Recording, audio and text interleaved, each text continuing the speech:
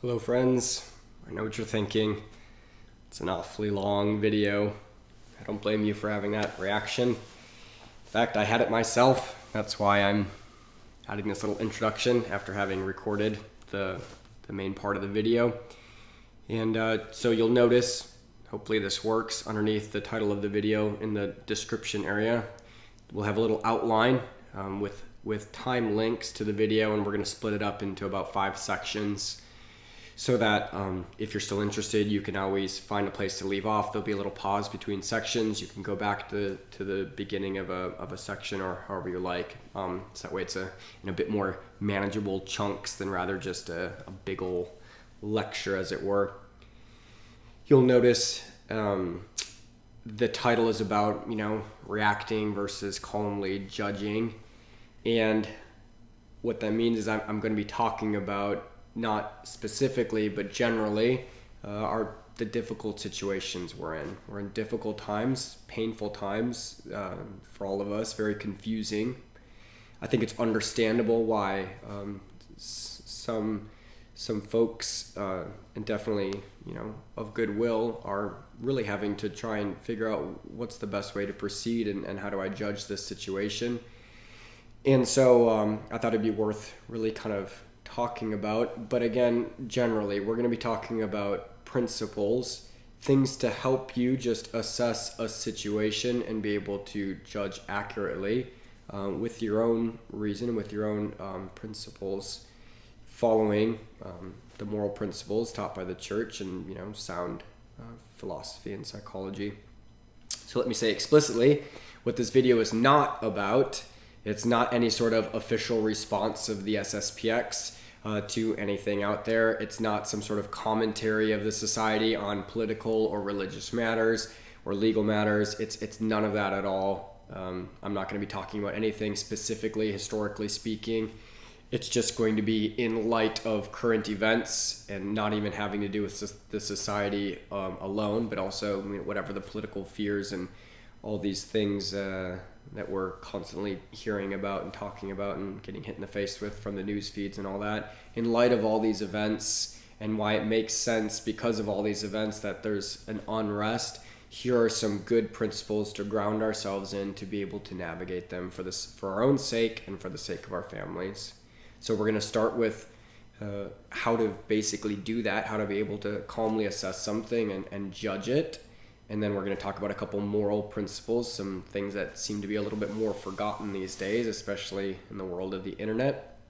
And then we'll finish with some kind of practical suggestions.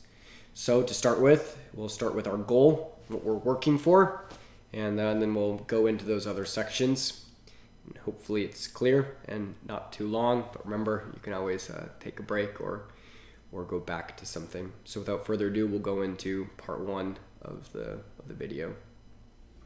Our goal, obviously in everything, has to be our sanctification. Why else are we here? If we need to make a judgment about something, if we need to figure out how to react about something, we have to take into account, what does this have as far as my salvation goes, my family. How do we attain salvation? Well, through our own peace of soul, our ordering towards God. I'll talk about that in a second. We're able to grow in grace, and that's the first seed of heaven. So our goal here at now is peace of soul. Let's say that. That's what we're working for. Peace of soul.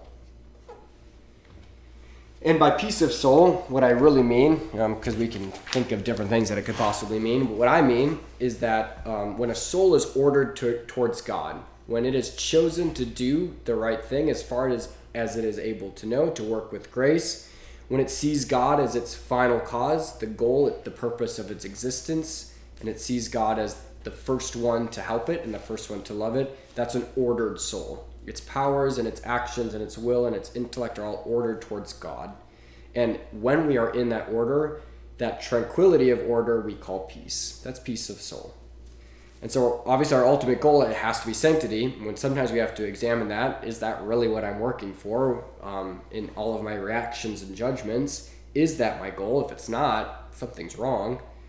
But then to attain that, we're going to try and put ourselves at peace. And this peace of soul, this peace of mind, even on a natural level, it's a source of growth in our spiritual life, and it's a means of growth because God speaks in silence. It's not in the hustle and bustle. It's not in the noise that we hear God. Non in commotione dominus. He's not in all the confusion. He's in the silence and peace of a well-balanced soul. And it's in knowing him. Sorry, it's in peace of soul that we have the basis for knowing him, and in knowing him, that's the basis for loving him, and that's the whole point. So, well, back to the natural level, kind of peace of mind, having that peace, that ordered intellect, that gives us the ability to make, just clear and prudent decisions. And we're going to have to make some decisions. And it's hard to make a good decision, for example, when someone has a gun up to you, right up to your head, and they're saying, you have to do this, or, well, I mean, when you're agitated like that, it's hard to think and make good decisions. Or another example, it's easier, let's say, to build something when you have a nice ordered tool shop. And you know exactly where the things are. That's what we want our minds to be. That's what we want our soul to be. Nice and ordered. We know what things are. No one's got a gun to our head. And trick is we need to make that. We need to get out there and organize that tool shop. That's what we're going to try and do. Okay, now we're going to get into the 4 big points. First one then, we got our goal, peace of soul. And second one, maybe we might just make a note that that's beginning of chapter 2. We've given our introduction and we have our goal. Now we're going to talk about how to judge correctly. How to judge correctly. That's one of the things we are able to do as intellectual beings. We not only can grasp things, apprehend truth, but we're able to put those things together and come to a judgment about things. Oh, well, I saw that weird billowy, smoky stuff, and then I saw a fire, and it was coming from it. So, you know what? Smoke means fire. Good judgment. That's what we're going to try to be able to do, because we have a lot of craziness going on, and we need to be able to make good, sound judgments about it. And so, sorry, I've been trying to, practice my Fulton J. Sheen and do this very smoothly and orderly, but I don't know if it's going to come out that way. The first thing that we're going to try and judge, there's 2 things that we're going to talk about in particular. The first one is how to judge situations.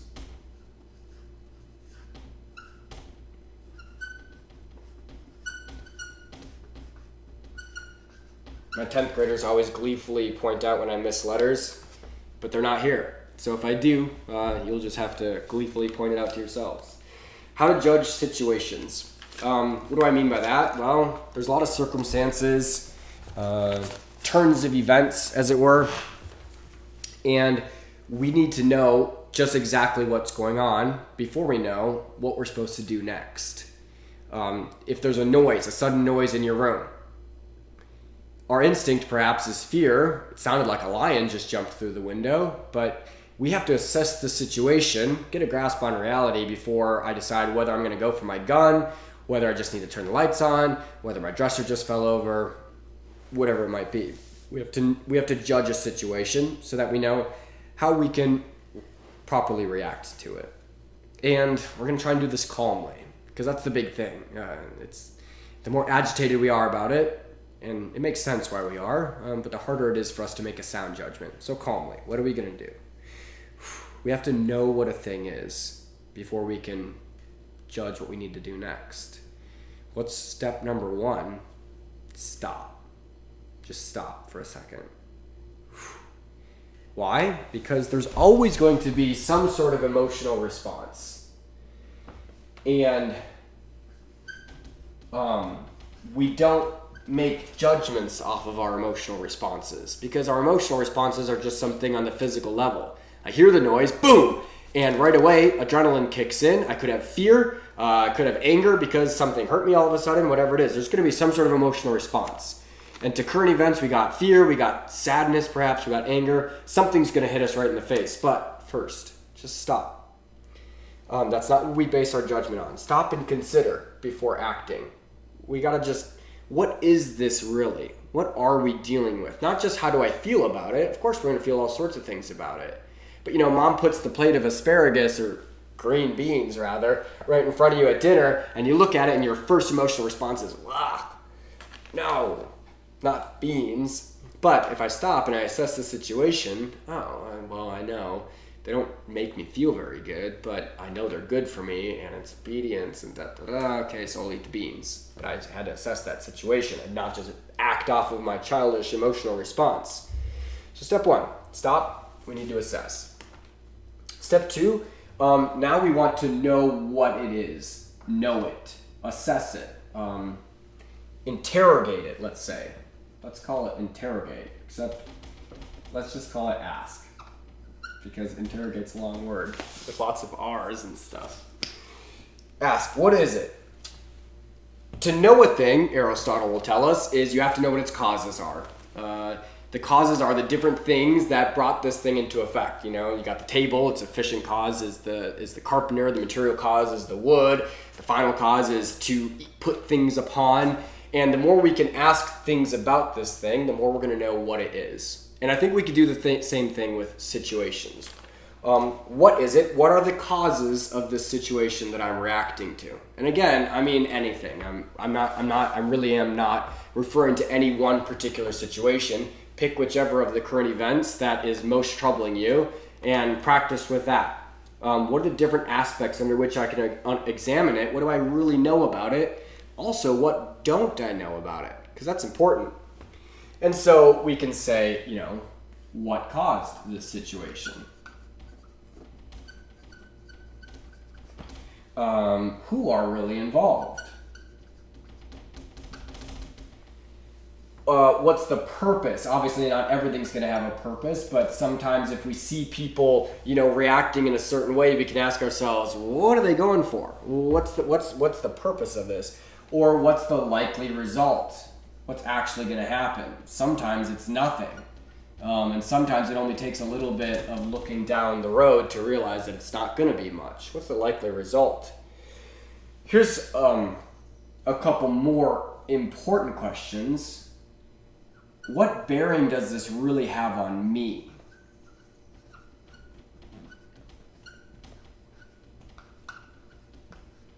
And that's important to ask ourselves, because a lot of times we lose our peace of soul just because there's something stressful out there.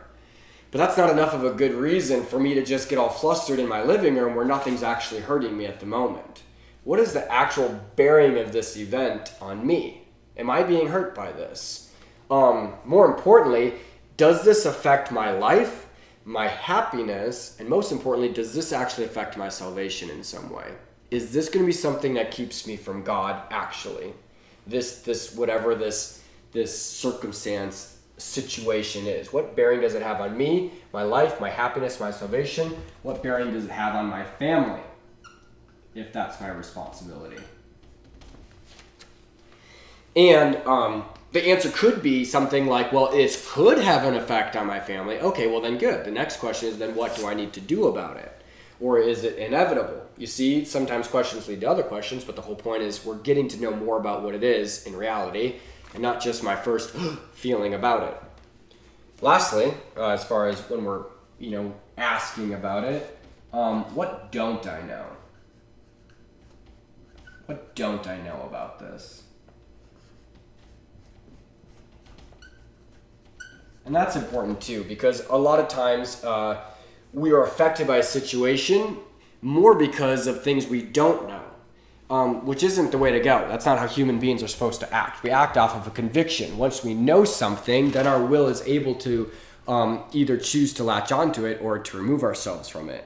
If we act off of conviction, we don't act off of the lack of thereof.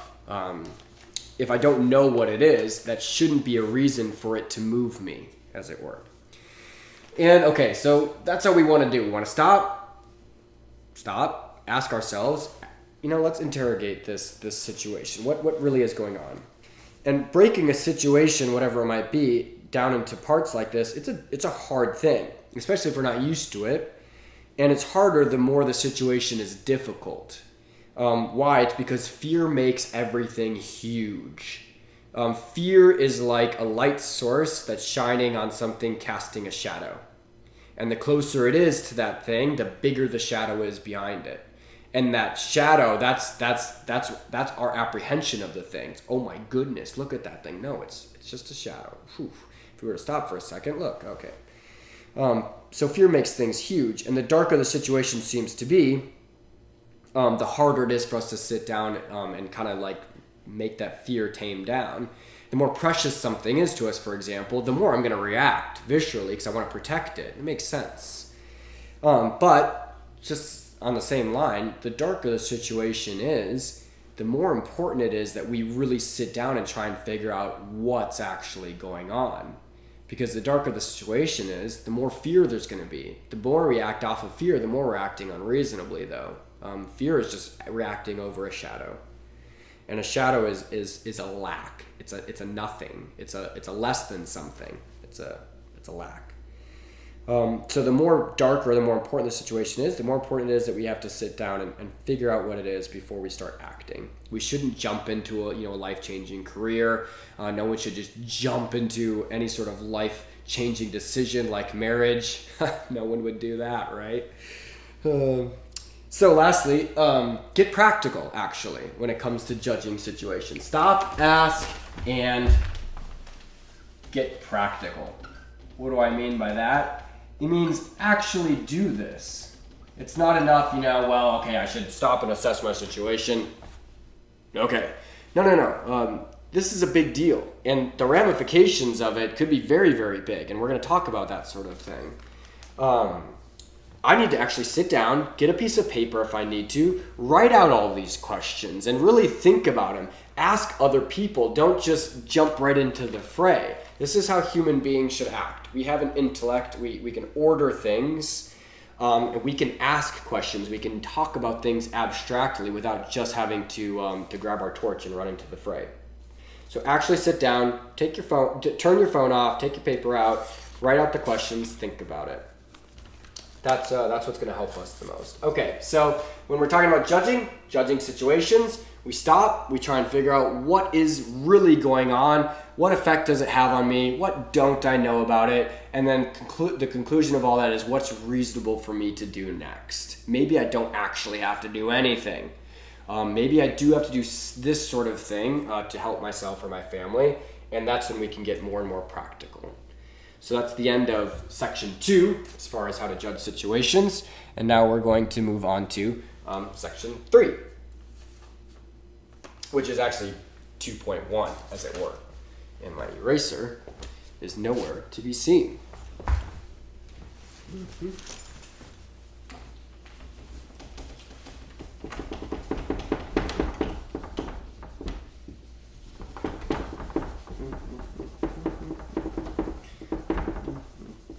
Perhaps there should be some editing. Perhaps there won't be. Perhaps there needs to be. Okay. Section 2.1. We talked about how to judge situations, and now we are going to talk about how to judge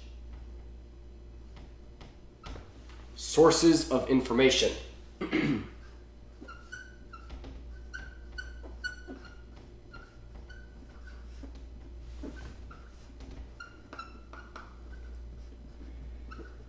This could mean anything from, whom we are watching on TV, who are we leaning up against, the front yard fence talking to, the magazines we read or the newspapers, whatever it is. There's all this information coming at us from all these different angles.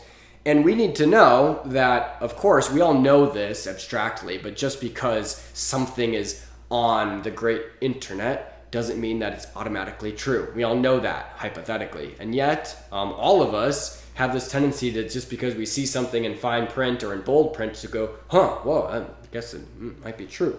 No, of course not. But how do we do that? How do we actually judge whether a source of information, what I mean is it credible? Is it reliable? Is it worthy of my trust and belief, this source of information, whatever it might be? And to do that, to be able to judge, we're going to talk about something called the motives of credibility. Now, in apologetics, usually we use that phrase when we're talking about the proof of the faith. Someone doesn't just jump right from, well, I wonder if there's a God, to belief in the Trinity. It doesn't work like that. We have to use a sort of a natural process of kind of digging into things and finding proofs and stuff, and all these motives of credibility, things that make it reasonable for me to actually believe. And once we've assembled enough good motives of credibility, that's when we can actually use the grace that God offers and take that step of faith. But there's a lot of human work that needs to go on ahead of time. But we're going to use the same phrase here, and we're going to say, to judge a source of information, we're going to test it. What are the motives of credibility that this source of information is offering me? When it comes to faith, it could be, he just worked a miracle. That's a pretty good sign that he probably knows what he's talking about when he says he's speaking on behalf of God. So motives of credibility, same thing here. Stop, analyze. There's no rush. We have time. What are our motives of credibility? First of all, who is this person that's talking to me? Who are they as a person, or this group, whatever it is? As an individual, as a collective group, I'll just use everything in the singular to make it simple. As a person, let's say, someone just told you something. You went and leaned up against the fence in the front yard. Hey, neighbor, yeah, did you hear about so-and-so? Now you got to make a judgment. Do I believe this guy, what he just told me? What are your motives of credibility? Who is this person? Is he a good and trustworthy individual, first off? This neighbor that you're talking to, is he good and trustworthy? That does mean something. It's not everything.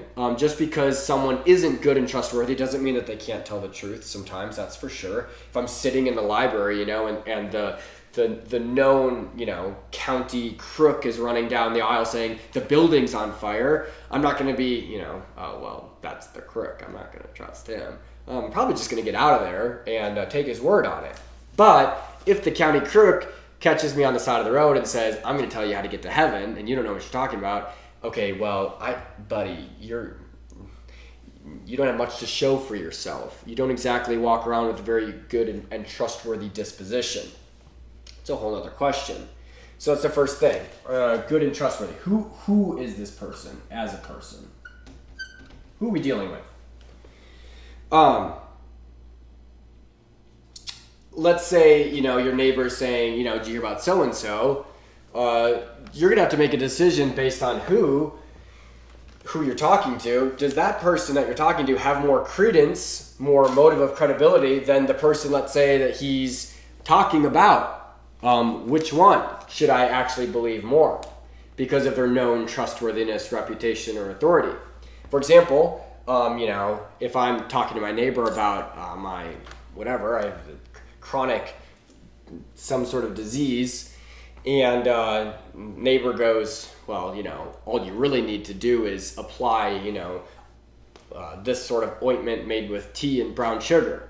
And, I'm thinking, well, that's interesting. I'm certain, that's all you got to do. Well, okay, but my doctor said this. Oh, your doctor doesn't know anything. Well, my doctor, because of his position, is more trustworthy source of information than you are, even if you're good-willing in this. So who am I talking to?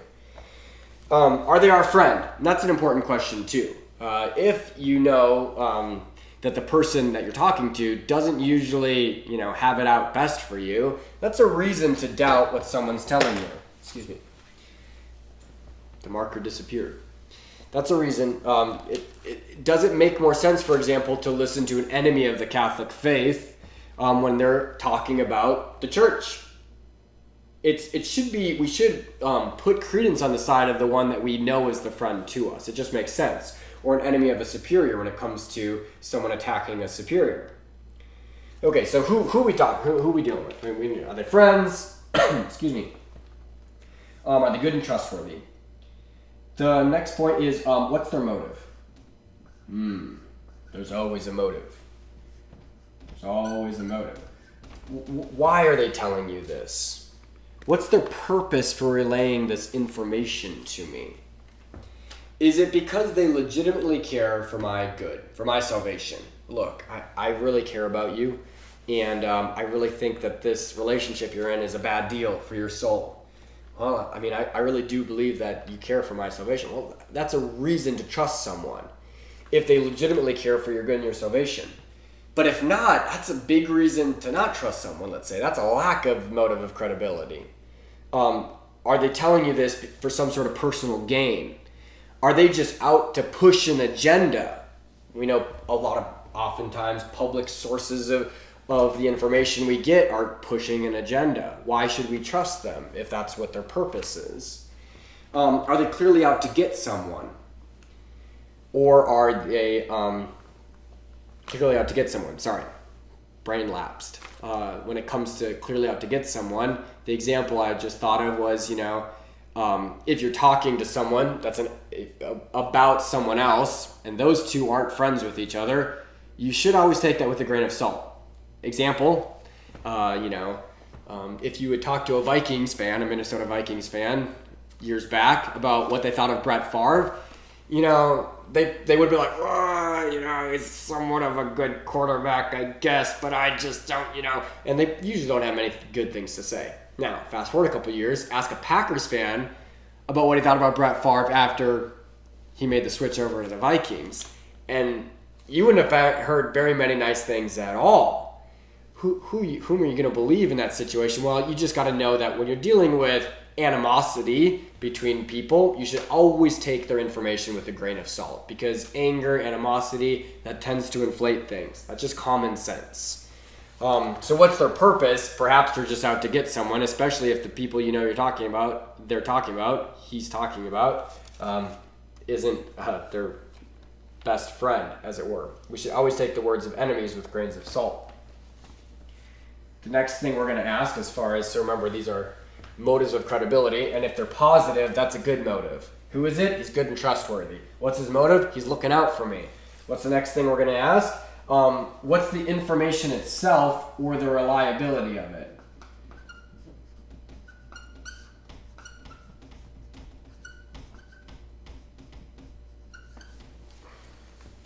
Meaning, is your interlocutor that you're leaning up against the fence talking to, is he in a position to know?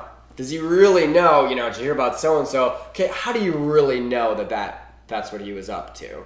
Are you in some sort of position to really know what's going on? Why is your information that much more believable? Is the information they're giving us fair? If there's a possibility of error, let's say, do they present it that way? Well, I could be wrong, or is it just dogmatic, with a certainty that's just not possible? This is how it is. This is how it is. Just wait. This is how it is. Unless you're in that actual position, you're not really in a position to know. I should doubt that reasonably. Is the information contrary to what is commonly believed? If so, that's actually a reason to doubt it. We don't usually think that way. The moment we hear something that's against the common opinion, well, yeah, I'm going with that one. But it actually doesn't make sense. If more people believe that something is true, that's a better reason to believe that it's true. In and of itself, we're speaking abstractly here. Obviously, there's times when, the masses are led astray. But in itself, especially the more people that are reliable that believe in something, the more that we should hesitate to accept a contrary opinion. Think of it as like one witness versus many. Why should the one witness deserve more credence than the other ones? So is it contrary to what is commonly held? Next thing we're going to ask is what's it dealing with? What's the matter? Not what's the matter with you, but what's the matter, meaning what's the substance of the information? How is it? What do we do? Like, how is it presented? In what spirit is it communicated? If we're trying to talk about things and they're important, and I'm trying to convince you of something, perhaps, hopefully, I will be balanced about it. We're going to be understanding. We're going to see each other's points of view. We're going to be open to correction as far as that goes. We're discussing things for legitimately greater good. That's all the matter of a conversation or a relaying of information that should be there. It should be balanced, should be understanding, should be open to correction, should be for legitimately greater good, or why on earth are we talking? But what else could it be? Well, if the spirit in which this information is being relayed to me is done in a bitter way, if it's contentious, if it's uncharitable, that should always be a warning sign to us. That should be a red flag that pops up and says, wait a second, this person is clearly upset. I should take their information with a grain of salt. God is truth, God is love, and anything that's bitter, contentious, and uncharitable are simply the contrary to love. And so we should, if the goal and the reason we're accepting information is for a greater good, which is always going to have to do something with supernatural love at the end of the day, that should be a warning flag to me if it's bitter or contentious. Are they angry? Are they clearly hurt? Are they provoking? Are they attacking without invitation for clarity? Those things that if we were to put ourselves in the position of the one perhaps who's being talked about by our self-righteous neighbor, wouldn't I want to be able to speak up for myself if I was in that position?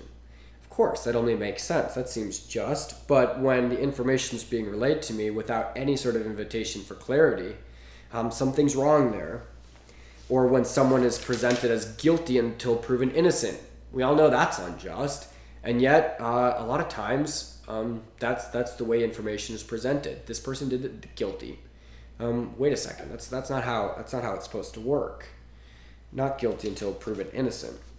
Is it presented as this whoever we're being told about or whatever it is it presented in such a way that it's this person's corrupt or unforgivable or something like that?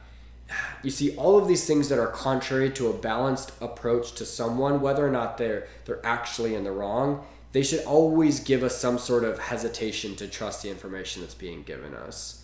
And again, these what I'm talking about, they're in light of current circumstances, but I'm really not applying them to anything in particular. These are simple, balanced human notions.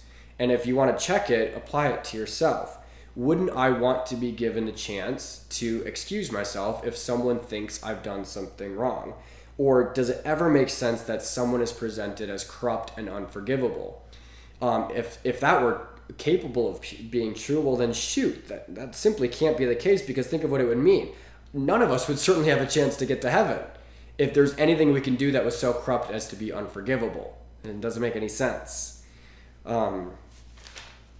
So as far as these motives of credibility go, who's talking, what's their purpose, are they in a position to know, how are they relaying the information? I could use, and I will, as a little example, just for a second, the Archbishop Lefebvre. If you think about it, so he's, apostolic delegate in Africa. He's an archbishop. He's a superior general of a huge religious congregation. And he's in a position to know things about the faith, about modernism, about things of the church. Who is he? He was renowned. He was honored by the Pope himself, Pope Pius XII. He was working very clearly for the salvation of souls. No one doubted that. And the manner in which he was acting, it was in such a way that he didn't lose respect. He would, his continual affirmations to adhering to eternal Rome and his deep respect for the faith and that authority there, it was never lost. So that's just an example of, okay, it's reasonable, let's say, and this isn't an apology for Archbishop Lefebvre. It's just saying, okay, there's already some motives of credibility there. And obviously you would have to go much deeper if you were just approaching this on a surface level. So when it comes to motives of credibility and judging sources of information, we have to admit, this is difficult for us. It's hard for us to just sit down calmly and assess this sort of thing. Why is that? Well, we already said fear makes things huge, and doubts on something precious to us, maybe it's my family, maybe it's my faith, my loved ones, doubts on something precious to us causes fear in proportion to how precious that thing is. So that's already hard. Something else we have to admit, though, is that we all have this spirit of distrust. It's kind of the hallmark of our age, a spirit of distrust. And this spirit of not just naturally not wanting to trust comes from a few different things. It stems from just our own insecurity, our own lack of stability, our own lack of fatherhood, if you will. it's a trait of the modern age to receive less and less and less and less handed down from a strong authority that cares for our good enough to set the own example. So it stems from our own lack, and so the less reasons we've had to trust someone in our own life, sometimes it can happen this way, the more untrusting we could be sometimes. So it could be very, very, very much so the case that we've really lost trust in almost all authority. We don't trust, the highest authorities in Rome.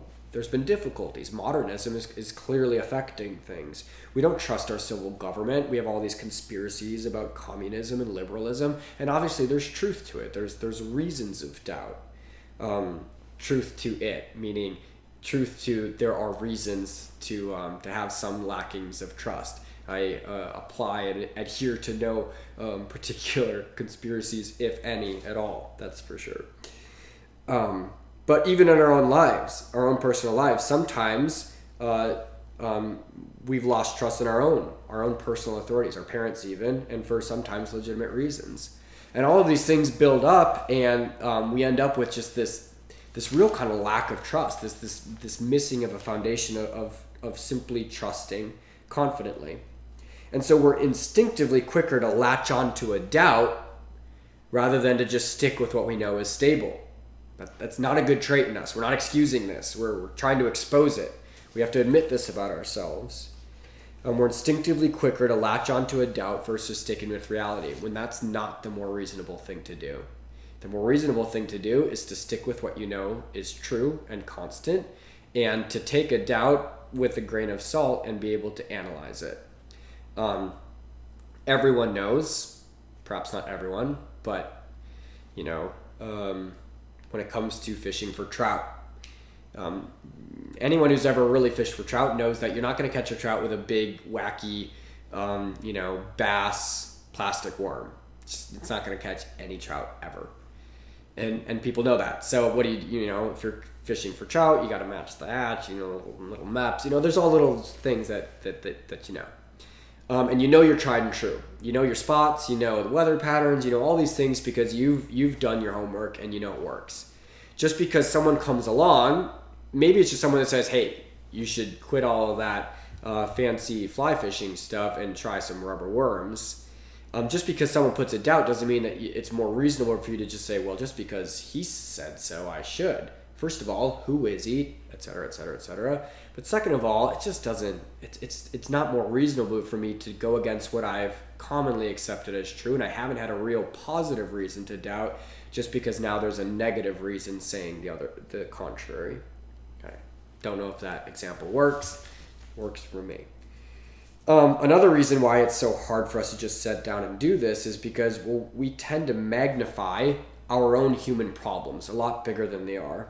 We make our problems a lot bigger than they are, our human problems. So we hop onto the rumor mill at the first hint. We're quick to condemn authority, and that builds more and more and more, quicker and quicker, to us actually ending up just blaming God for all the problems. Why is it? Why do we magnify our human problems so much? Why is it such a big difficulty? It's just because God isn't the center and foundation of our existence. So the real difficulty, it's not the problems out there. It's not the situation we find ourselves in. It's not all the trouble. It's not the events, the diseases, the those who will ill towards others, those who misuse, whatever it is. It's not all those problems. It's us. It's our response to the problems is the real problem. It's our foundation that makes all the difference, because there's always going to be problems. Roman persecutions, hundreds and thousands of Catholics being tortured and murdered daily. That was a real problem.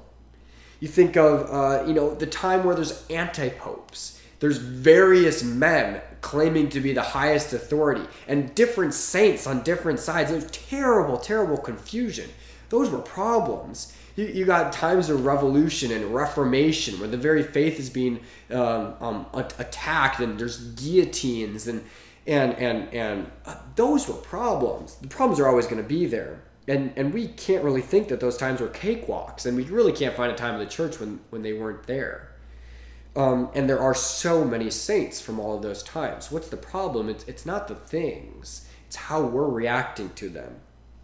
Are we going to see them with God as the center of our foundation and existence, as the answerer of all, or are we going to react and attack, which is unfortunately more likely the case for a lot these days.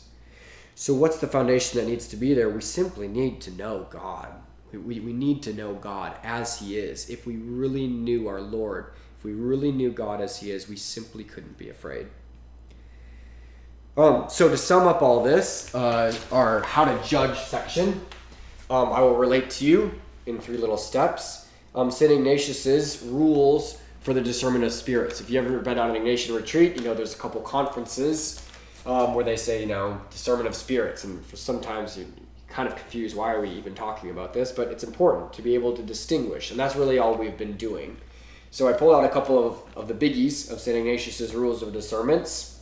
Rule of discernment of spirits, rather.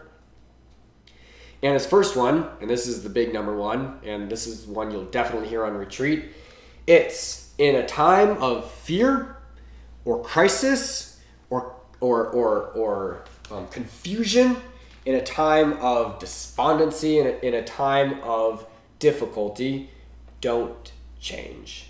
Just simply don't change, is St. Ignatius's rule number 1. In a time of desolation, don't change. Think of it quite simply as desolation, darkness, confusion. The lights are off in the room. That's not the time to start remodeling your house. It's not the time to even move around much. You're going to be much safer. The power all of a sudden goes out. Just wait for the generator to kick in. And once the light comes back on, now it's going to make sense for us to move around and start fixing things. In a time of great confusion, when that fear strikes us, that's when we should tell ourselves, wait a second, don't change until I feel more secure and peace to be able to make a good decision, lest I go about burning my bridges. In time of fear of crisis, don't change. Second rule of discernment of spirits.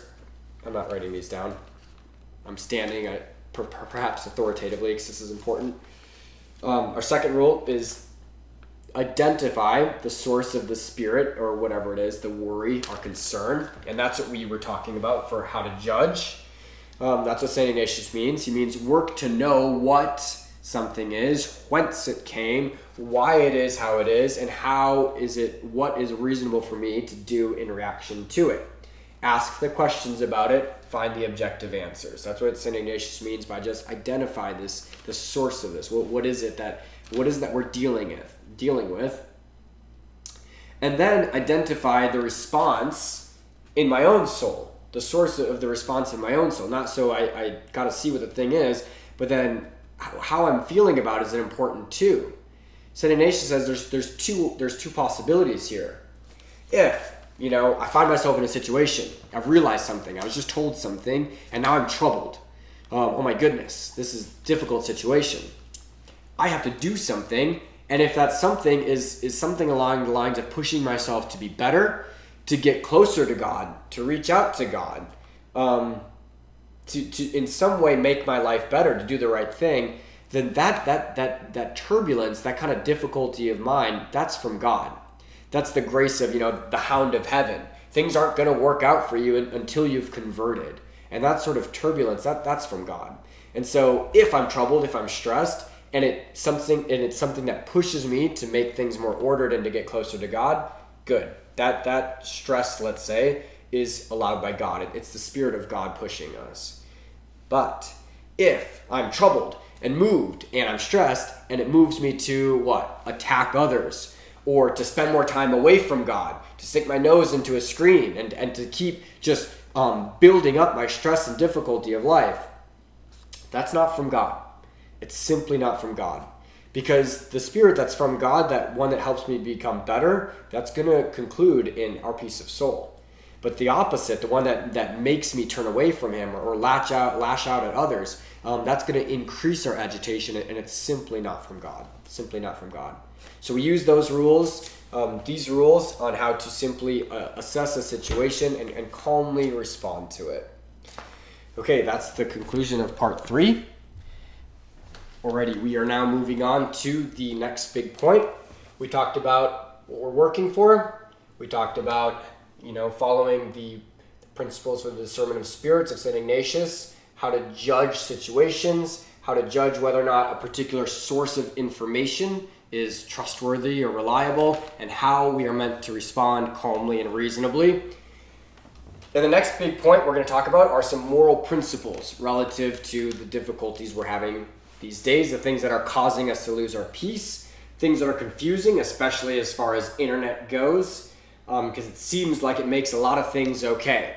So we're applying this to the idea of perhaps someone's reputation being affected by the accusation of a fault, or as well as dealing with authorities. These things have to do with justice. And so we're going to talk about the actual principles of justice. When I say moral principle, I mean that it's a standard based in the order that God created of what's good and what's bad. So morals, morality, that has to do with whether or not actions are good or bad in the eyes of God. And moral principles are like, they're shining lights. They're standards kind of above all of our concrete little individual actions that we can look up to be able to judge, is this the right thing or not in this current situation. The principle of stream fishing for trout is that trout are always looking upstream. And so you're going to base all of your casts off of that. They're always looking up against the current. That's a guiding principle. Okay. Hopefully those examples don't ruffle anyone. We're talking about the principles of justice. And the first principle that we're going to talk about is that just because a fault is committed, and I mean abstractly, any fault, just because a fault is committed simply doesn't mean, that's a doesn't mean sign, that it be made public. We're really going to talk about this to make sure it's clear. So that's our first principle of justice. Simply the fact that someone has transgressed justice, let's say if someone has, it doesn't mean that it must be known by everyone. Some crimes, as we know, are indeed punished publicly by the state, especially ones that have affected the common good, but most aren't, and it makes sense. So let's think of a situation for a quick second to kind of try and understand this, first of all. Let's say that you or I or any one of us, if we've committed one single sin, even a little tiny venial sin, let's say, if there was such thing as a little tiny offense against God, but any sin, but especially, God forbid, a mortal sin, that action was done. Someone committed a sin. Now, that sin, that bad thing that I did or that any of one of us have done, has affected negatively the entire mystical body of Christ. Every soul was affected negatively by that one bad deed, in such a way that even some souls could be inhibited in their sanctification by my own bringing the whole mystical body of Christ down, by my misdeeds. We are that connected, and we're even more closely connected to those whom God has placed in our life. Insofar as the better we become, the more we lift them up. And the worse we become by our own bad actions, no matter how hidden and unknown they are, they affect everyone. And any sin, because of its effect on the sanctification of all, because it's an offense against God, is infinitely worse in itself than any just merely bad human action, just taken in the concrete human sense. Some human fault. It's drastically worse. And to the point where our Lord Jesus Christ, God incarnate, he had to become man. He had to become incarnate to suffer and die for my sin, for your sin, for every single one of our sins, even if it was just one. That's a big deal, this one fault that we're talking about. But it still doesn't give the responsibility or the obligation, for example, to your confessor, to reveal it to the world. And actually, it's quite the contrary. And thank God. Thank God. Why is it quite the contrary, though? Well, first of all, it's an error of reason. If we were to think that... why is it quite the contrary? We need to specify our principle here. Why is this the case? It's because the big principle of justice is that every man has a right to his reputation.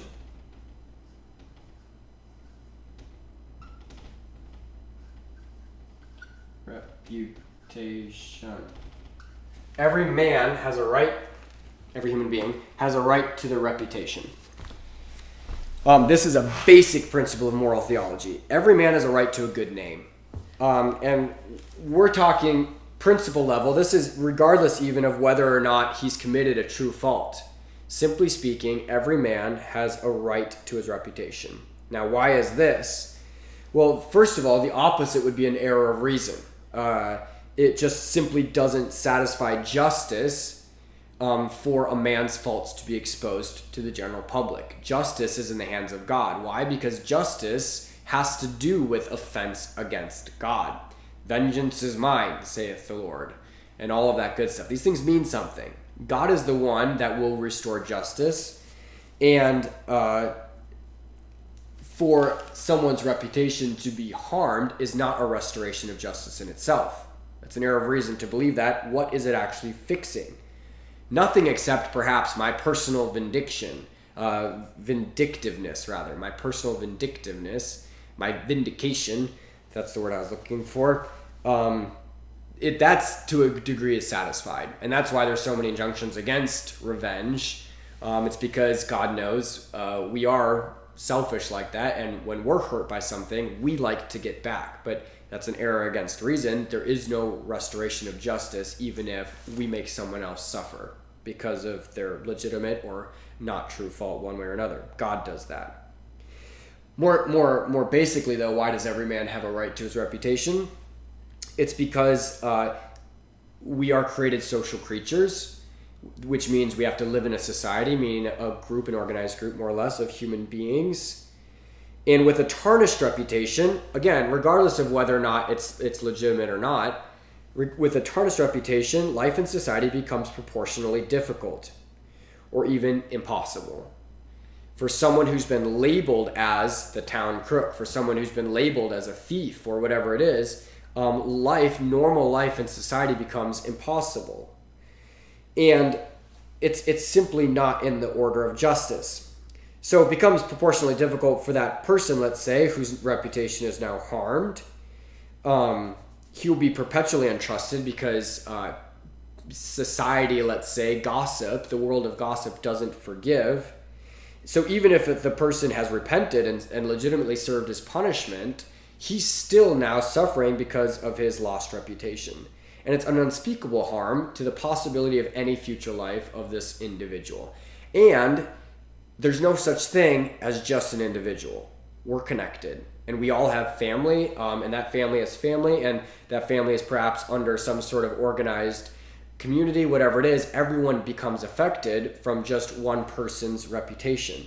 And so there's unspeakable harm sometimes, unspeakable harm done to families just because of one person's reputation is now publicly tarnished. It's simply not the order of justice. What is the order of justice? I sinned. I said, God forgive me. God forgave me, and now I have another chance. Despite what I've done, no matter how bad it was, there isn't anything I can't bring up in the confessional and still not be forgiven for. There's a lot of negatives, but I think it worked. We can bring anything to the confessional and still be forgiven, provided we're truly sorry. That's the order of justice that God founded. A lost reputation is not forgiven. It's something that human will, fallen human nature holds on to. And so we are presenting a harsher sentence on someone than even God is. And that's presuming that there even is a fault, which oftentimes we don't have enough grounds to actually make an accusation of a true fault. So because of the unspeakable harm, the grave damage that it does to someone's life and those of the lives connected to him, we say that simply, strictly speaking, every man has a true right to his good name, to his reputation. Don't worry, there's distinctions down the pipe coming. So that's, let's say human beings in general. If we were to use another example, let's say now a priest. If a priest is accused of a crime, now, of course, he's a human being living in a society, and so his reputation is now scarred. And so being able to live in a human society is already that much more difficult, and proportionally so because of his position. And it's before any sentence was made, because remember, our tendency is to distrust, we presume guilty and all that sort of thing, and especially the world does at large today. And so there's this grave harm done to his own life. There's a grave harm done to his apostolate, meaning the souls that he has care for. But it doesn't just end there. There is grave harm done to the entire apostolate, the entire work of our Lord's church, the Catholic Church, to all souls in general and to each in particular. Why? Why is it such a thing? Because when it comes to reputation, we generalize. If a priest is being accused, the priesthood, in a sense, is being accused, and that's how we react as human beings. And now what we're doing is we're tarnishing, we're lowering the reputation of the means that our Lord Jesus Christ has founded to save souls. The priesthood is the means chosen by God to continue the work of his salvation. Distrust blocks even the efforts of the best priest. And that's why it is such a grave thing that we're talking about. And even on a smaller level, we have to be careful, parents and all that sort of thing. The example that they could give to their children through their own mistrust, whether it be of teachers or priests or any sort of authority, just by the way they talk about them and all that sort of thing. If we're sowing the seeds of mistrust into our children, we're blocking them, again, from the means that our Lord has founded for them to go to heaven. And so we're kind of making this point a little bit more concretely, just because it could very well be that, some due to grave fears, they could react and sort of sow those seeds of mistrust, even by willing well, taking kids out of school for maybe unfounded suspicions and fears, something dramatic, or simply because they dislike authority and stuff like that. It's not enough for the grave consequences that follow. Again, don't worry, distinctions coming down. So any unjustly public accusation of anyone is damaging, but especially an accusation against a priest is gravely damaging to the entire work of Christ's church, and the consequences of that are terrible. Let's face it. So what we have to say now as far as this goes, and that's going to be our next principle of justice, every man has a right to his reputation. The principle that follows that is therefore, we have our little thing that we were taught, I don't know why, but that means therefore, ... Therefore, there must be a grave,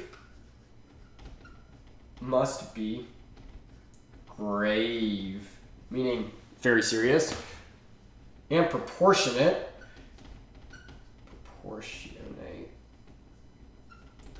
reason for the faults of someone to be exposed.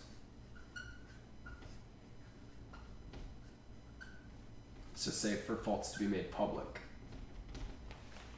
There must be a grave proportionate cause for a man's faults to be revealed publicly. And because of the gravity, because of how important this thing is and all the people that are affected, it's never just an individual, and it's never just, perhaps even just the crime or not crime of an individual. It's something that is lasting throughout one's entire life, or could affect something for the rest of time.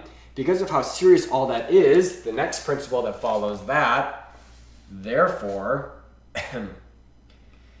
it must, meaning the reason for faults to become public, the revealing of someone's faults, that must be left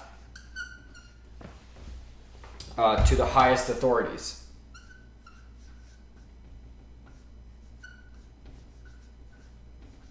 It must be left to the highest authorities. And this makes sense. We shall explain why. So, every man has a right to his reputation. Therefore, because of how important and how big a deal that is, there must be a great proportionate reason for faults to be made public. And because of that, therefore, that must be left to the highest authorities, the ones that have the care over the common good, the highest authorities of church and state. We definitely don't think like this anymore. We definitely don't think like this anymore. Why? Because, well, first of all, I think, this is an opinion, it's because I think that the internet really gives us this habit of disrespect, for this just lack of privacy, lack of any respect for authority. Anyone can say anything and no one sees anything except your little emoji and your fake name, or perhaps your real name because you really think you're that right, or something like that. I really think the internet gives us this habit of disrespect. It kind of has turned our culture into gossip mongers to a large extent. It's that whole Hollywood culture. We're always trying to find dirt on someone. And why do we do that? Why is it so much the case? We wonder why generally today we tend to drag people through the mud on the internet, thinking that the public is an authority when the general public is never an authority. Why do we do that? Well, there's a couple reasons. Perhaps it's simply just because we still don't have God as our answer. It sounds like the easy answer, but it's true. If God isn't our foundation and center, then we're going to be looking for something else to turn to if God isn't the answer. Another big reason is we simply like the limelight. We like to be singled out. We like to be important. We love attention. We are vindictive. And I'm speaking generally, universally acceptably, if you will. But I think to a degree we have to admit that we can all be somewhat affected or infected by this general spirit. We feel really important when we have information about something. We feel really important when we have an opinion to share, even if it's not something very relative at all. It's I'm posting just some meaningless comment that's supporting something that gave me a jolt. Really, what we're tending to do, so because of that, we tend to treat the public as if it is an authority. I need to make known this person's fault because it was real and it was difficult. Therefore, who do I turn to? The highest authorities? Nah. I'm turning towards the public as if it were an authority. But the public's never an authority.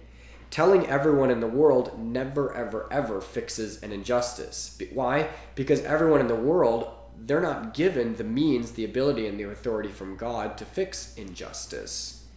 Only the lawgivers are going to be able to do that. So the public is never an authority. We simply have to realize that. And we turn to them because of all those reasons we just gave. Most of all, we sort of like to put that importance on ourselves. So when is it then possible for someone to reveal someone else's fault without the authority doing it? When is that okay? Because it seems like at least there's going to be some sort of circumstances where it's possible. And it could be. And there's two principles that guide that sort of idea. When is it possible to actually reveal someone's fault without, their immediate superior doing it, like the church punishing a public crime? First of all, when it's certain that the authority will not intervene. And let's be real, when it comes to accusations leveled against the church, the civil authority is always more than willing to intervene because they don't like us. It's rather the opposite problem if we think about it. But then also, so it's certain that the authority will not intervene, but then if we were to keep silent, it would result in damage graver to public or private good than the damage incurred by revealing something. And so we have to be certain that that particular authority isn't going to do anything about it, and that if I don't say something, a greater harm will happen. Now, we have to realize what I'm talking about. I am not giving principles as far as when is it okay to blast things to the general public.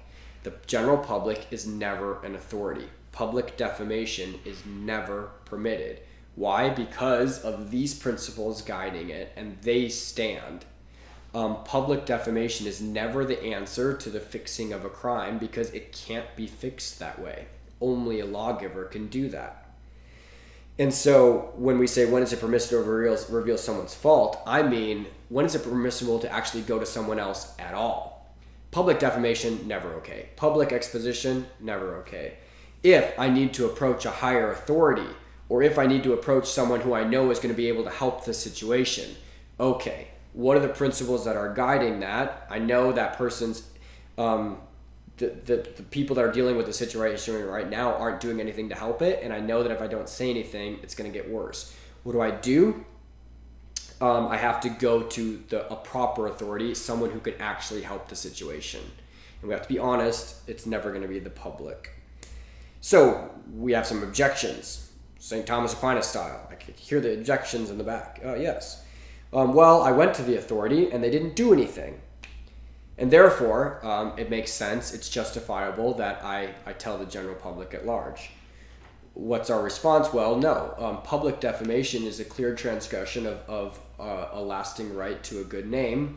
And it's not that injustice, even if there is a real fault committed, which we may not have sufficient knowledge of in the first place, that public defamation is still not warranted, whether or not that individual authority was responding or not.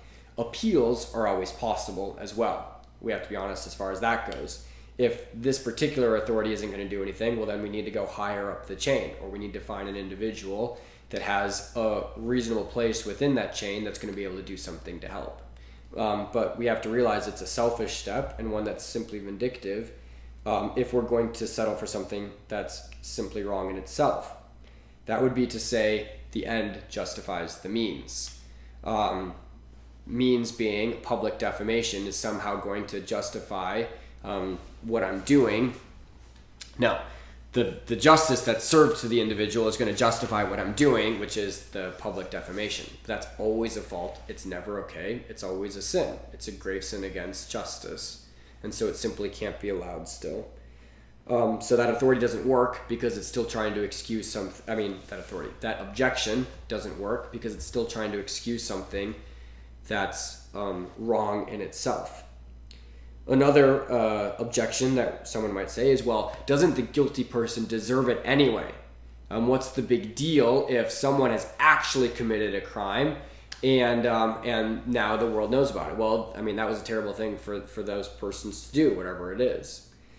Doesn't he deserve it? Well, no, that's not the order of justice, remember. Remember, if we put ourselves in the position of ever committing any sort of crime or sin against God, the order of justice is we are able to repair through Christ's merits, our own will accepting and asking for forgiveness, and now us being able to keep working towards sanctification. That's the order of justice. But that's not possible. That's not deserved. That's not possible when the order of justice is broken by public defamation. Now someone can't receive forgiveness, and that sort of like long-lasting crime that makes his life impossible now through the losing of a good name, that's never deserved. That's more than God puts on us. And so it's still always going to be a fault. And of course, we remind ourselves that it's never just one person that's affected. It's everyone that's connected to them. And if there's some sort of official, then it's the groups and affiliations that are connected to them as well that are going to be affected by that defamation. And so anything outside of those particular conditions, as far as us having to tell someone because there's a grave reason to, anything outside of that is going to be gravely sinful and must be repaired in justice. And so how is it normally done? Let's say I do know something. I do know that that person's immediate superior isn't going to do anything. I do know that if I remain silent, that more harm is going to be done. I have to resort to superiors. First, the closest ones as needed, but then if it's necessary, I have to go up and higher to the ones that actually have care of the community, that actually can right the wrong, whether it's of church or state. And we remind ourselves that the public is simply never a lawful authority, and we can't ever find any evidence of any good ever being done by public defamation. So that's our principles of justice. Hopefully that made sense. It went a little bit longer than I intended, but we're talking about, we had our kind of our big basic principles. Just because a fault is committed doesn't mean it's being made public is warranted. We said the big principle that we're going to base everything off of is every man has a right to his reputation. Why? Because of the good of the possibility of his own life.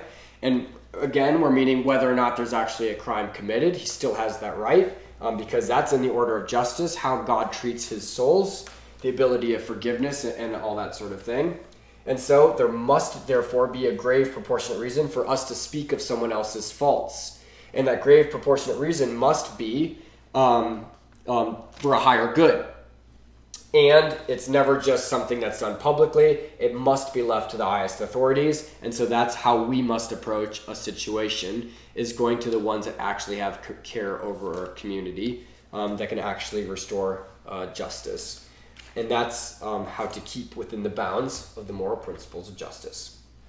So we conclude that section, and we're going to move on to our next moral principle.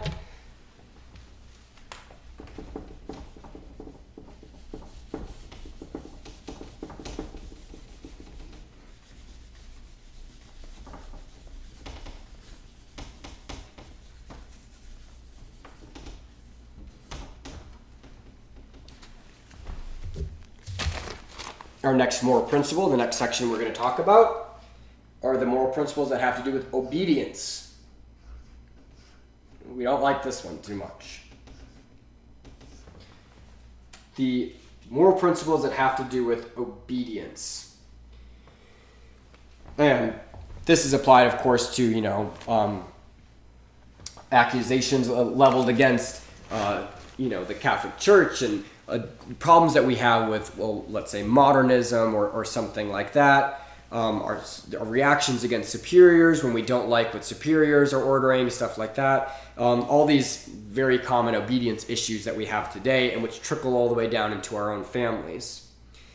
We are in a difficult situation regarding the true notion of obedience. And by we, I mean we traditional Catholics. And I think we have to admit that quite simply.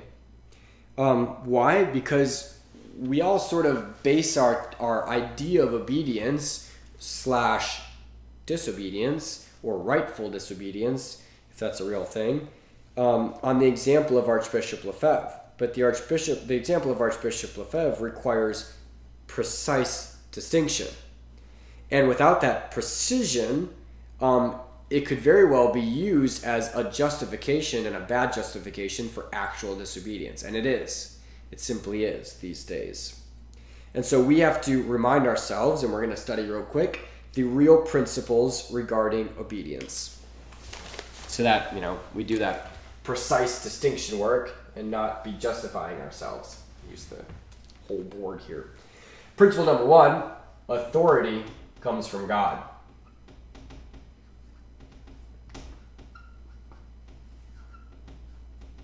Authority comes from God. All lawful authority is included. And that means something. We usually are okay with it. Yes, children. All lawful authority comes from God, and yet we're so quick to, run our teacher under the rumor bus or whatever it is, or to just be talking about our political leaders as if they weren't even human beings. No, if they have some sort of lawful authority, they're participating in the authority of God. That means something. It means something. It's not just a nice saying. Now, when it comes to having to make distinctions and what's best for our family, we do agree. Even though all authority comes from God, any deviation from God's order, his order of morality, his whole plan of salvation, any deviation from the end of God's plan, let's say, is an error, and so we don't follow it. Of course, we're okay with that. Any deviation from God's plan is an error and therefore cannot be followed. And we were all told that in 3rd grade. If someone commands you, even if it's your parents, and they tell you have to commit a sin, well then you have to not do that, and that's not disobedience. We got that. That's true. We're not to follow it, we're not to accept it. But here's our principle that we kind of have to keep reminding ourselves of. we do have a spirit of distrust. And we have to keep that as one of those weakness things in our pocket and remember that when we're trying to assess a situation. There's an understandable reason, let's say, why we have this spirit of distrust, and we already kind of went through that earlier. But something more, let's say, that we can remind ourselves of is we have this sort of spirit of distrust, and it's not a good thing. We're exposing it. We're not excusing it. We're quick to write off authority. And I say we again, as traditional Catholics, we're kind of quick to write off authority, generally. And this is partly due, let's say, to the irregularity of our position in the SSPX. It's simply not normal to be at odds with your superior. It's not a normal situation to be in. It's not ideal. We know that there are reasons for it. We know, especially if we've been doing our due diligence and doing what we're supposed to be doing, if we're pledging allegiance to some sort of group or other, we do know there are reasons for it, and it comes down to a highest principle, the integrity of the faith, versus the commands of a still lawful authority, but someone who's transgressing the limits of his command.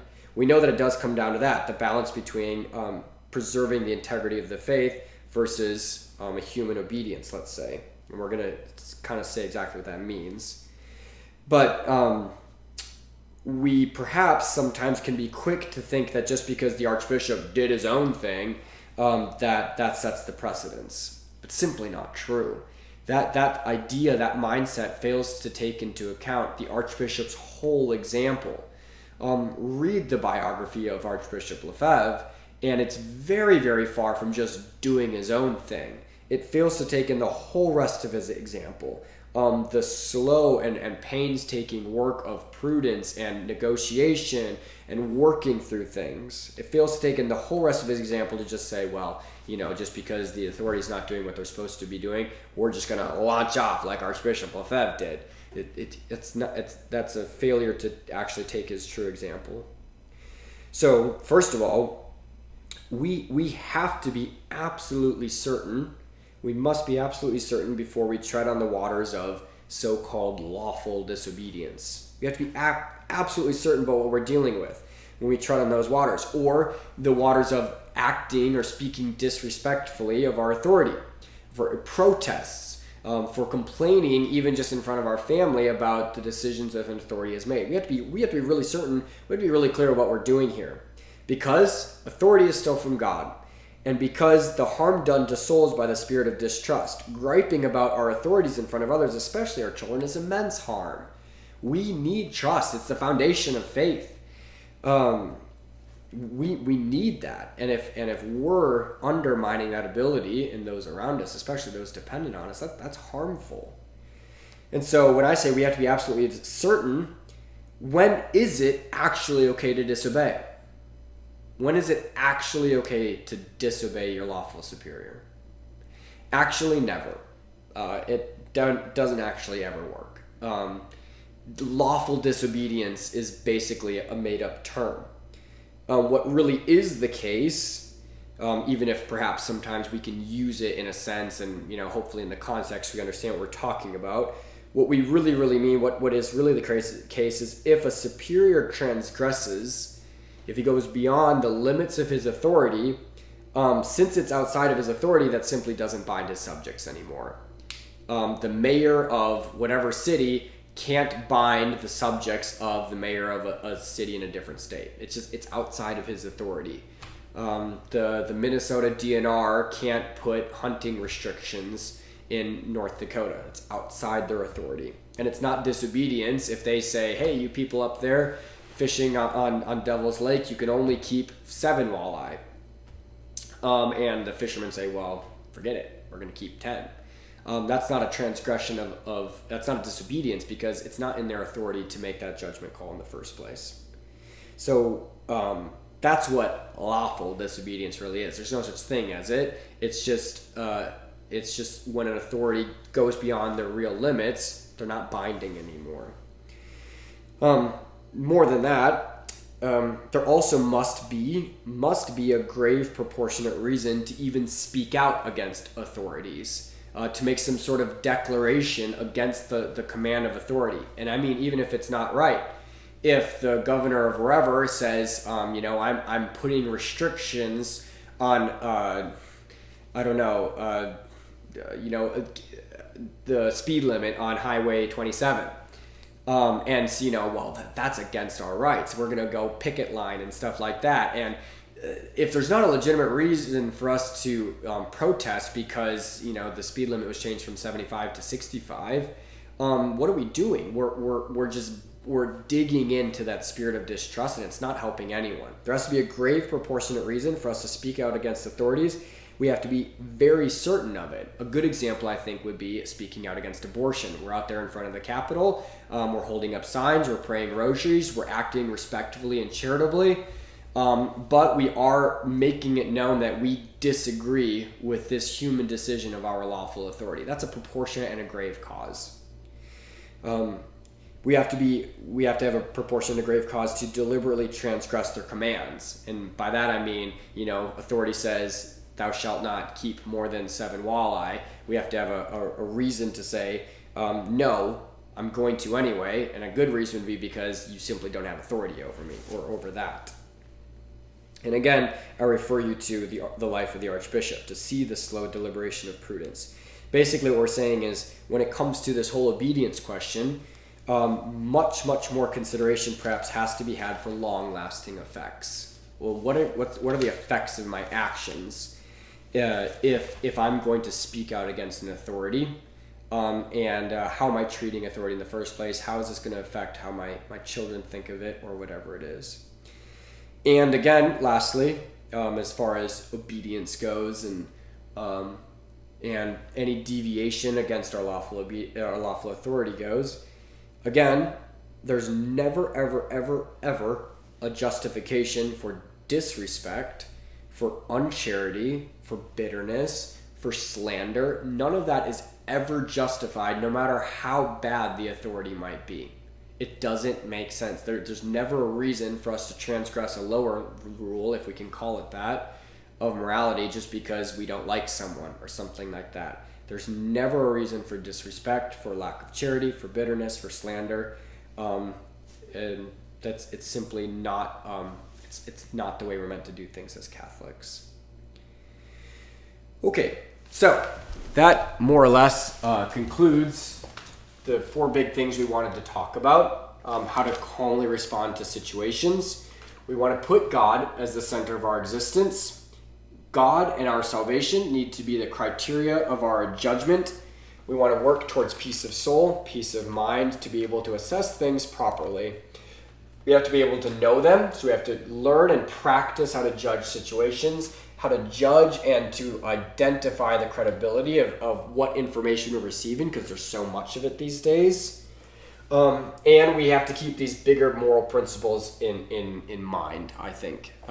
Obviously, there are other moral principles out there to keep in mind, but it seems that these days justice and obedience are the ones that are very often tread underfoot. And they both, of course, are connected to charity. And so we can finish now with just some practical advice, some suggestions about how to continue on, how to stay calm and keep working for the salvation of our souls and our families. The first one is a challenge, and it's you prove me wrong. Prove me wrong when it comes to where am I losing my peace of soul. Dear time with Father, I'm here to prove you wrong. I actually find that, after 2 hours of scrolling through all my Facebook feeds, I actually feel a lot more calm and more at peace at soul. Actually, I've decided that, the more time I spend on social media, the closer I feel to God. In fact, when I finally turn my phone off, it's almost easy for me to just launch right into a heartfelt conversation with God. In fact, I'm even finding that I'm touching that many more souls out there and leading them to God through my comments and stuff like that. No. Time spent on the internet is destructive to our peace of soul. It's destructive to our peace of mind. but especially when it comes to social media and all the gossip mongering and the things that we're so quickly drawn into without being able to make reasonable distinctions, that's destroying us, and it's our own fault. And so, the challenge is prove me wrong. If you can't, then do something about it, please. Get out of those things. We have to cut our technology time. We have to get off social media. We have to give ourselves practical and prudent structures when it comes to healthy usage, and we have to stop making excuses for ourselves. If there's such a big cause of unrest, and if there's so much of it these days, it's because we have that screen very much in our face. Not a single blog or video or post or comment has ever changed the state of the world we love to complain about. And we have to admit that to ourselves. And worse than that, it's destructive to our peace of soul. So that's my first practical advice is please get out of the social media world, the universe. It's simply not helping you. And then, on the positive side, what do I need to do? What do we need to take seriously? Well, if we think about it, we are often asked how many times to just take our faith seriously, to look into it, to try and know our Lord Jesus Christ. How many times do we have to be told to take our faith seriously, or to take the formation of our families seriously? How many times are we asked and begged by priests at the pulpit, for example, to just get off of the computer? Why? Because we don't need any more of this. We don't need any more comments and videos. We don't need any more blogs. We don't need more loud, outspoken men selfieing their face walking down the street and giving, their opinions that are just based on emotion. We don't need those plastered all over our face. We don't need any more threats. We don't need any of those things, because none of those things invite Christ to work in our lives. And that's the only thing that's going to help. If we can let our life open up a little bit to our Lord Jesus Christ working in it, now we can help the world. Starting with what I can do with my own life. None of those things will invite Christ into our lives to work. And what else can help? What we really, really need is we need to own up and make our lives better. We need to own up and make our lives better. That's the one thing that we actually have control over. And it's the one thing that can actually make a difference that I can do. Own up, take responsibility, make my own life better. Starting with getting these things that keep dragging me down out of my life. And then fostering our spiritual life. Fostering a spiritual life for our families. Practicing this sort of stopping and distinguishing and reasoning before choosing reasonably how I'm going to respond to it, not just burn bridges. Positively spending time with our families, with real things, with stories and reading and life outside in nature and things like that, with real honest labor, as it were. Not a single video, blog, post, comment, and none of those things has ever changed the world. One consecrated soul changes the world drastically, because one consecrated soul is like an outlet. It's like an opening of the life and the grace and the love and the power of God to come in and do things. And that's something that we can control. One consecrated soul changes the world immensely. And that's what we need to do. That's the most practical advice we can get is we can choose to just get out of this world of fear, to see what is and what isn't actually harming me, and what can I do about it. I can consecrate my own life. And so our conclusion is simply, be at peace. Be concerned, for the effect our actions have on our families, of course, and take it seriously, but be at peace. Even in these times, like we said, the problems are always going to be there, and there's going to be more problems to come, surely. But God is certainly bigger. There's so much less asked of us on this whole social justice level. God only asks of us to be perfect, to leave the whole everything else, the fixing of the world, to Him. Keep close to God, to our Blessed Mother. Keep close to the instruments, the ones on earth who have shown themselves deserving of your trust. Base your actions off of positive examples, not negative doubts. Stay close to the ones that have shown themselves deserving of your trust by their selfless giving and their work. Of course, this isn't to say, if we have a legitimate concern, of course, obviously go to proper authorities about it. We just throw that in there because make common sense concrete. But more than anything, just pray and trust. Become a saint. What else is asked of you? Nothing else is asked of you than that. I mean, it's a difficult thing, but it's easier rather than trying to fix the world through the means of a broken system. So pray and trust. Pray especially, I think, for the grace of humility. That's what we really do need. The grace of humility for our own weaknesses, for maybe having to go back after burning bridges, or by having to change things in our own life. It's never easy. None of us like to do it. But that is the reasonable response. Pray for the grace of trust. Pray for the grace of humility. Pray for us. Pray for our society. Please pray for us priests. We are praying for you. And please keep calm and be humble on.